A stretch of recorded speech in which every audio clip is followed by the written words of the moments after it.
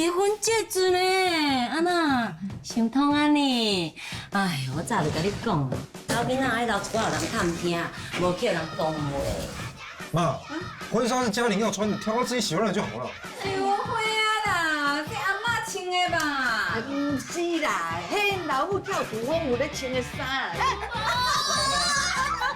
哎呦，过期啊啦！哎呦，你嘛倒补伊一个啦哈。是哦，你姐姐哦又会读书，又会英文，又会弹钢琴，还会下棋，你什么都输，你是白拍谁呀？预算毛钱啊，我什么都没有啊！